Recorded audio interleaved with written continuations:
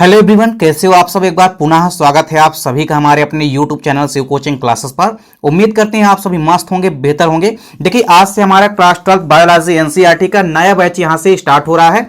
और यहां पे आज की इस वीडियो में जो हमारा पहला चैप्टर है यानी लेक्चर 1, आज की इस वीडियो में यहां पे हम आपको प्रोवाइड कराएंगे। बेसिकली जो हमारा चैप्टर 1 है न्यू एनसीईआरटी के अकॉर्डिंग, इसमें आप पाएंगे कि जो पहला चैप्टर है, स्पेशली यदि बात करें एमपी बोर्ड की, तो पुष्पीय पादपों में लैंगिक जनन यानी sexual reproduction in flowering plant. किसी भी फ्लावरिंग प्लांट के अंदर सेक्सुअल रिप्रोडक्शन कैसा होता है, बेसिकली ये चैप्टर हमारा इसी पर आधारित है। यानी कि जो भी पुष्पीय पादप हैं, पुष्पीय पादपों के अंदर जो भी सेक्सुअल रिप्रोडक्शन होगा वो किस प्रकार से होगा, इसमें किस प्रकार से गैमेट का फॉर्मेशन होगा यानी किस प्रकार से युग्मकों का निर्माण होगा, इसमें किस प्रकार से आपस में निषेचन होगा, किस प्रकार से द्विनिषेचन होगा, पूरी की पूरी प्रक्रियाओं को यहां पे हम क्रमशः आपके लिए इसके लिए एक नई प्लेलिस्ट हम आपके लिए तैयार करने वाले हैं। और इसमें आपको जो नया बैच है 2025 के नाम से आपको प्लेलिस्ट एक नया मिल जाएगा बायोलॉजी का, क्लास 12 बायोलॉजी का जो 2025 का बैच है, इसके लिए एक अलग से प्लेलिस्ट बना दी जाएगी जिसमें क्रमशः आपको बायोलॉजी की वीडियो मिलती रहेगी। और इसके पहले भी आपने देखा होगा कि फिजिक्स व केमिस्ट्री की वीडियो ऑलरेडी जो है तो स्टार्ट हो चुकी है, उसकी कई सारी वीडियो भी आपको प्रोवाइड कराई जा चुकी है। तो चलिए स्टार्ट करते हैं वीडियो को। पहला जो चैप्टर है हमारा पुष्पीय पादपों में लैंगिक जनन यानी कि sexual reproduction in flowering plant.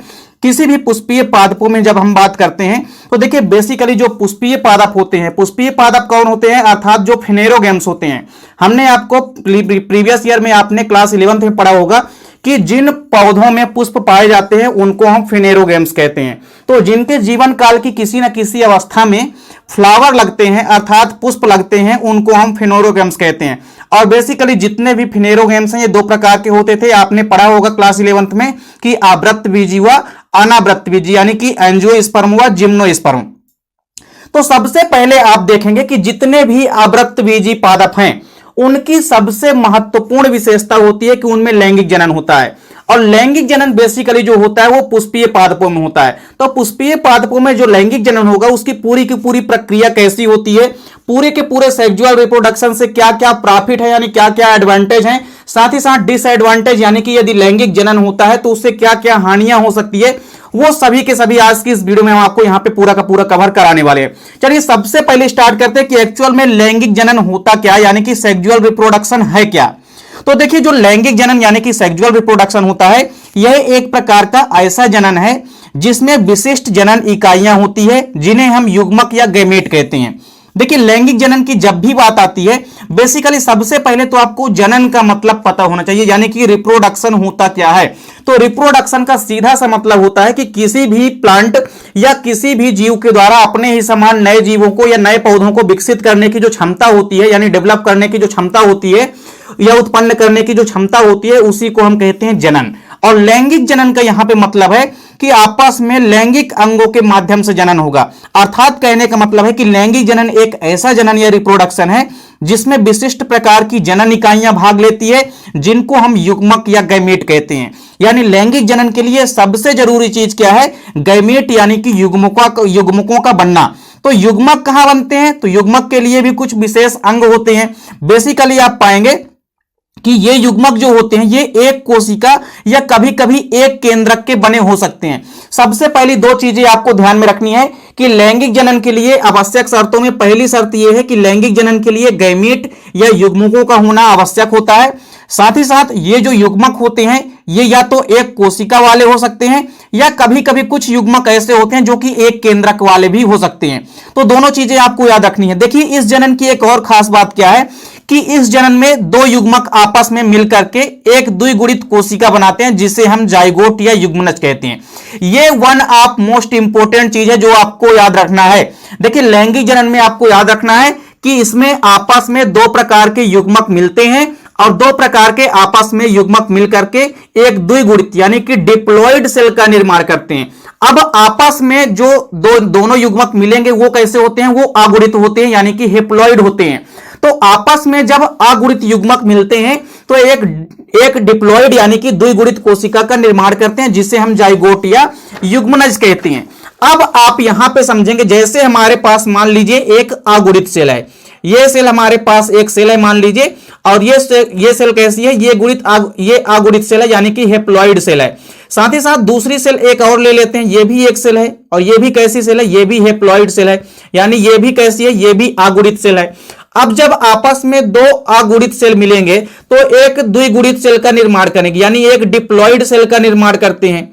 तो ये आपस में इस प्रकार से डिप्लॉइड सेल का निर्माण करते हैं, तो ये आपस में डिप्लॉइड सेल है। बेसिकली आप पाएंगे कि मान लीजिए ये हमारा एक नर युग्मक है, एक हमारा ये क्या है, मेल गैमीट है, यानी कि नर युग्मक है। तो ये मान लीजिए यहां पे ये हमारे पास मेल गैमीट है, उसके पास यहां पे यदि हम बात करें तो ये मान लीजिए क्या है, फीमेल गैमीट। तो अब आपस में मेल गैमीट जो है जब फीमेल गैमीट से मिलता है तो क्या करता है, एक द्विगुणित कोशिका का निर्माण करेगा, यानी आपस में दो अलग अलग प्रकार के युग्मक या गैमीट का मिलना आवश्यक होता है लैंगिक जनन में। तो लैंगिक जनन में आपको याद रखना है कि अलग अलग प्रकार के युग्मक बनते हैं और वो युग्मक आपस में मिलते हैं और एक द्विगुणित संरचना का निर्माण करते हैं, और इस द्विगुणित संरचना को हम क्या कहते हैं, जाइगोट कहते हैं या युग्मनज कहते हैं। और यही जाइगोट आपको याद रखना है कि जब आप आगे चल के यही जाइगोट में क्या होगा, विदलन या विभाजन की प्रक्रिया होती है, जिसके परिणाम स्वरूप आप पाएंगे कि इसमें क्या बनता है, इसमें फिर भ्रूण बनता है, यानी एम्ब्रियो का निर्माण होता है। इसी में फिर एम्ब्रियो बनेगा और फिर भ्रूण से फिर एक नए शिशु का विकास होगा। यदि हम प्लांट में बात करते हैं तो प्लांट में भी क्या होगा कि एक नए शिशु का विकास होगा, किससे होगा, तो भ्रूण से ही होगा। और यदि हम एनिमल्स में बात करेंगे तो उनमें भी सेम यही प्रोसेस अपनाई जाएगी। तो सबसे पहले आपको याद रखना है कि लैंगिक जनन में आपस में दो प्रकार के युग्मक मिलते हैं, जिनमें से एक नर युग्मक होगा और दूसरा फीमेल गैमेट यानी कि मादा युग्मक होता है। दोनों की कोशिकाएं जो होती है यानी दोनों युग्मक अगुणित होते हैं यानी हैप्लॉइड होते हैं, और दोनों युग्मक आपस में मिलकर के एक डिप्लॉइड यानी कि द्विगुणित सेल का निर्माण करते हैं। और इस प्रकार जाइगोट या युग्मनज बनाते हैं, और युग्मनज बनने के बाद इसमें भ्रूण का निर्माण होता है, और फिर भ्रूण आगे चल के क्या करता है कि एक नए बच्चे का या एक नए शिशु का या एक नए पौधे का निर्माण करता है। तो बेसिकली जब आप पौधों में जाएंगे तो एक नए पौधे का निर्माण होगा, उसी प्रकार एनिमल्स के अंदर एक नए बच्चे का निर्माण होगा। तो इस प्रकार से सेक्सुअल रिप्रोडक्शन के अंदर सबसे पहली चीज आपको ध्यान में रखना है कि यह एक प्रकार का ऐसा जनन है जिसमें छोटी छोटी इकाइयां, जिन्हें हम युग्मक या गैमीट कहते हैं, ये आपस में भाग लेते हैं, यानी इनका निर्माण होता है सबसे पहले, और ये युग्मक आपस में मिलकर के एक द्विगुणित कोशिका का निर्माण करते हैं, जिसे हम जाइगोट या युग्मनज कहते हैं। और यही युग्मनज विकसित होकर के नया पौधा यानी कि एक नए जीव का निर्माण कर देता है। देखिए, जितने भी विकसित पादप हैं यानी कि जितने भी डेवलपमेंट पादप हैं, उनमें आप पाएंगे कि विकसित हो रहे जो भी पादप होते हैं उनमें युग्मक दो ही प्रकार के होते हैं। हमने आपको पहले ही बताया कि युग्मक मुख्य रूप से दो प्रकार के होते हैं, एक है मेल गैमेट और दूसरा है फीमेल गैमेट, यानी नर युग्मक व मादा युग्मक। तो जो भी विकसित हो रहे पादप होते हैं उनमें दो ही प्रकार के युग्मक बनते हैं, एक तो नर युग्मक व दूसरा मादा युग्मक। देखिए, इसके अलावा एक चीज और आपको ध्यान में रखनी है कि जो उच्च वर्गीय पादप होते हैं, फॉर एग्जाम्पल जैसे एंजियोस्पर्म यानी कि जो आवृतबीजी पादप होते हैं, इनमें आप पाएंगे कि जो पुष्प होते हैं वो प्रमुख प्रजनन अंग होते हैं, अर्थात पुष्प ही किसी ही पौधे के प्रजनन अंग होते हैं। तो पुष्पों में ही प्रजनन अंग उपस्थित होते हैं, पुष्पों के अंदर ही आपके नर युग्मक व मादा युग्मक का निर्माण होगा। बेसिकली जो आप पाएंगे कि उच्च वर्गीय पादप होते हैं जैसे कि आवृतबीजी पादप हो गया, इनमें पुष्प ही किसी भी पौधे के जनन अंग होते हैं, और यही जो है होते हैं ये अत्यधिक विकसित होते हैं, और इन पौधों में अपना जीवन चक्र पूर्ण करने के लिए निम्न प्रकार के अनुकूलन पाए जाते हैं। एक चीज और आपको यहां पे ध्यान देनी है कि लैंगिक जनन से संबंधित आपको तीन चीजें याद रखनी है। यदि लैंगिक जनन होगा तो उसमें दो तीन चीजें होगी। सबसे पहली चीज तो क्या होगी कि युग्मकों का निर्माण होगा। लैंगिक जनन यदि होती है तो लैंगिक जनन में आपको याद रखना है कि युग्मक का निर्माण होगा। तो सबसे पहली चीज आपको याद रखना है कि लैंगिक जनन में पहली जो शर्त है वो ये है कि युग्मक का निर्माण होता है। युग्मक का निर्माण यानी कि फॉर्मेशन ऑफ गैमेट, गैमेट का निर्माण होता है। दूसरी चीज क्या होगी कि जब भी लैंगिक जनन होगा उसमें क्या होता है, निषेचन होता है। क्या होता है, निषेचन होता है, यानी कि फर्टिलाइजेशन होता है। तो ये चीजें आपको याद रखनी है, क्योंकि जब नर युग्मक मादा युग्मक से मिलता है तो इस प्रक्रिया को हम फर्टिलाइजेशन यानी कि निषेचन कहते हैं। तो दोनों चीजें आपको याद रखनी है कि गैमेट का निर्माण होगा यदि लैंगिक जनन होगा तो, और साथ ही साथ उनमें आपस में क्या होगा, निषेचन होगा, यानी कि नर युग्मक का मादा युग्मक के साथ मिलन होगा। तो नर युग्मक जब भी मादा युग्मक से मिलता है तो इस प्रक्रिया को हम फर्टिलाइजेशन या निषेचन कहते हैं। तो यहां तक आपने देखा कि लैंगिक जनन में आपस में दो प्रकार के युग्मकों का निर्माण होता है और ये युग्मक अगुणित होते हैं यानी कि हेप्लॉइड होते हैं, और जब ये आपस में मिलते हैं तो एक द्विगुणित सेल का यानी कि डिप्लॉइड कोशिका का निर्माण करते हैं, जो कि बेसिकली जाइगोट या युग्मनज कहलाता है। और इस युग्मनज में विभाजन के परिणाम स्वरूप भ्रूण बनता है और फिर उससे एक नए जीव का यानी एक नए पौधे का निर्माण होता है। तो युग्मक दो प्रकार के होते हैं, नर युग्मक व मादा युग्मक। जितने भी अवृक्तबीजी पादप यानी कि जितने भी उच्च वर्गीय यानी कि विकसित पादप होते हैं, उनमें पुष्प ही किसी भी पौधे के प्रजनन अंग की भांति कार्य करते हैं। देखिए कई प्रकार के यहां पे जीवन चक्र को पूर्ण करने के लिए यानी किसी भी प्लांट की लाइफ स्पैन को या लाइफ साइकिल को पूर्ण करने के लिए कई सारे अनुकूलन पाए जाते हैं, जिनको आपको ध्यान में रखना है। पहली चीज क्या है कि कोई भी यदि बीज है तो बीजों का निर्माण होना जो कि भ्रूण को सुरक्षित रखने वाली विशिष्ट रचना है। जब भी आपको याद रखना है कि लैंगिक जनन होगा तो लैंगिक जनन के परिणाम स्वरूप आपको याद रखना है कि बीजों का निर्माण होना, अर्थात बीजों का निर्माण होता है। और आपको एक चीज यह भी याद रखना है कि जो भ्रूण होते हैं वो किसके अंदर सुरक्षित रहते हैं, तो भ्रूण हमेशा आपको याद रखना है कि बीज के अंदर ही सुरक्षित रहते हैं। जब भी आप किसी बीज को जमीन पर गाड़ते हैं तो उसमें से आप पाएंगे कि एक नया पौधा डेवलप हो जाता है। अब उस नए पौधे का जो निर्माण होता है वो कहां से होता है, तो उस बीज के अंदर जो भ्रूण वाला भाग होता है, भ्रूण से ही नए पादपों का विकास होता है। तो पहली चीज तो यह है कि बीजों का निर्माण होना। लैंगिक जनन की यदि प्रक्रिया होगी तो इसमें बीजों का निर्माण अवश्य होगा और उसी बीज के अंदर भ्रूण क्या होते हैं, सुरक्षित रहते हैं। तो इस प्रकार से बीज जो है एक विशिष्ट रचना होती है जो कि भ्रूण को सुरक्षित रखने का कार्य करती है। इसके बाद दूसरी चीज क्या है कि नर युग्मकों में आप पाएंगे कि गतिशीलता का नहीं पाया जाना। जो नर युग्मक होते हैं ये बेसिकली गतिशीलता इनमें नहीं होती है। और ये नर युग्मक पहुंचेंगे कैसे मादा युग्मक तक, तो देखिए ये नर युग्मक बेसिकली परागण की क्रिया के द्वारा पराग कणों के माध्यम से पुष्प के मादा भाग तक पहुंचते हैं। बेसिकली आप पाएंगे कि किसी भी पुष्पीय पादपों में जो नर युग्मक होते हैं उनमें गतिशीलता नहीं पाई जाती है। लेकिन इसके अलावा अब आप पूछेंगे कि नर युग्मक कैसे पहुंचेंगे मादा युग्मक तक, तो नर युग्मक जो है एक प्रक्रिया या एक क्रिया होती है जिसको हम कहते हैं परागण की क्रिया यानी पॉलिनेशन की प्रोसेस। पॉलिनेशन की प्रोसेस के परिणाम स्वरूप जो मेल गैमीट होता है यानी जो नर युग्मक होता है वो कहां तक पहुंचता है, वो मादा युग्मक तक जाके पहुंचता है। और वहां तक पहुंचने के पश्चात जब परागण हो जाता है, परागण के पश्चात क्या होता है, जो नर युग्मक होते हैं ये पराग नलिका के माध्यम से मादा युग्मक तक निषेचन हेतु पहुंचते हैं। यानी जब भी लैंगिक जनन की प्रक्रिया होगी तो उसमें एक प्रकार का इस प्रकार से अनुकूलन होगा कि जो नर युग्मक होते हैं वो मादा युग्मक तक कैसे पहुंचेंगे। तो जो भी नर युग्मक होते हैं ये कैसे पहुंचेंगे मादा युग्मक तक, तो एक प्रक्रिया होती है जिसको हम कहते हैं परागण की प्रक्रिया। परागण की प्रक्रिया के माध्यम से जो नर युग्मक होते हैं ये कहां तक पहुंचते हैं, मादा युग्मक तक। तो परागण की प्रक्रिया होगी, उसके बाद फिर पराग नलिका का विकास हो जाता है और पराग नलिका के माध्यम से ही जो नर युग्मक होते हैं वो मादा युग्मक तक पहुंच जाते हैं और फिर वहां पर निषेचन की प्रक्रिया संपन्न होगी। तो जब निषेचन की प्रक्रिया होगी अर्थात जब मेल व फीमेल गैमीट आपस में मिलेंगे तो इससे जाइगोट का निर्माण भी होगा। तो इस प्रकार से पहला अनुकूलन आपने क्या देखा कि यदि लैंगिक जनन होगा तो बीजों का निर्माण होता है और बीजों के अंदर ही भ्रूण जो है सुरक्षित होते हैं। दूसरी चीज क्या है कि यदि लैंगिक जनन होगा तो इसमें लैंगिक जनन के लिए क्या जरूरी है, लैंगिक जनन के लिए यह जरूरी है कि आपस में नर व मादा युग्मक एक दूसरे से मिले। तो आपस में नर युग्मक कभी तभी मिलेगा मादा युग्मक से जब वो मादा युग्मक तक पहुंचेगा। तो जब आपस में परागण की क्रिया होगी, परागण की प्रक्रिया के परिणाम स्वरूप नर युग्मक मादा युग्मक तक पहुंचता है और फिर उनके मध्य निषेचन की प्रक्रिया होती है। फिर निषेचन के बाद जाइगोट यानी कि युग्मनज का निर्माण होता है और वही युग्मनज या जाइगोट आगे चल के भ्रूण में विकसित हो जाता है और फिर उस भ्रूण से नए जीव का यानी कि एक नए पौधे का निर्माण यानी कि डेवलपमेंट हो जाता है। इसके बाद तीसरा जो अनुकूलन है विशिष्ट रूप से आप पाएंगे कि इनमें जो युग्मकोद्भिद की पीढ़ी होती है वो अत्यंत छोटी होती है तथा यह प्रायः युग्मकों के रूप में होती है। अर्थात जो इसमें युग्मकोद्भिद होता है इसमें युग्मकों का निर्माण होता है। तो लैंगिक जनन में सदैव आपको याद रखना है कि युग्मकों का निर्माण होता है और फिर आपस में जब वो युग्मक मिलते हैं तो इस प्रक्रिया को हम निषेचन कहते हैं। यानी लैंगिक जनन में आपको याद रखना है कि निषेचन की प्रक्रिया भी होती है। इसके बाद आप पाएंगे कि लैंगिक जनन के क्या क्या लाभ हैं वो आपको देखना है।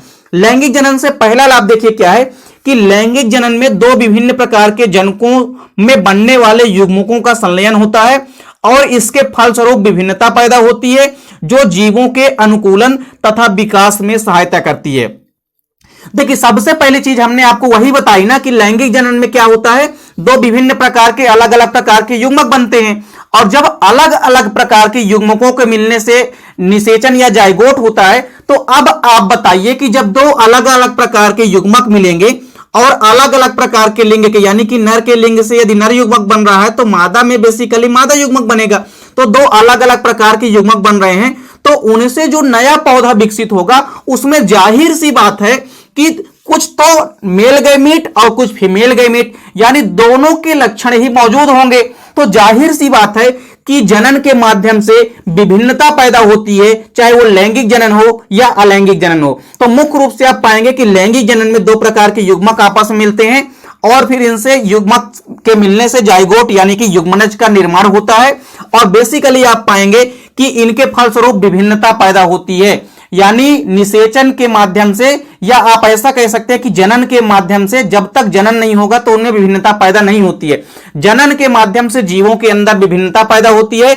और एक चीज और आपको याद रखना है कि विभिन्नताओं से ही विकास होता है। तो जब तक विभिन्नताएं पैदा नहीं होगी तब तक विकास नहीं होगा। तो लैंगिक जनन के माध्यम से आपको याद रखना है कि विभिन्नता पैदा होती है। विभिन्नता क्यों पैदा होती है, तो आपको याद रखना है क्योंकि दो अलग अलग प्रकार के युग्मक मिलते हैं, इसलिए अलग अलग प्रकार के लक्षण मौजूद होते हैं। तो इस प्रकार से विभिन्नता पैदा होती है और विभिन्नताओं से ही विकास होता है। दूसरी चीज आपको क्या याद रखनी है कि लैंगिक जनन से एक लाभ यह भी है कि लैंगिक जनन के परिणाम स्वरूप जो बनी संततियां होती है उनमें नए गुणों के बनने की संभावना भी रहती है। रीजन सेम है, रीजन इसका भी सेम है। इसका क्या रीजन है कि जब आपस में दो अलग अलग प्रकार के युग्मक मिलेंगे तो जाहिर सी बात है कि अलग अलग प्रकार के युग्मकों के बनने से यदि एक नया जीव बन रहा है, यानी उसमें नए नए प्रकार के लक्षण, कुछ लक्षण जो है तो मेल के रहेंगे, कुछ फीमेल के रहेंगे, अर्थात दोनों ही के लक्षण वहां पे देखने को मिलेंगे आपको।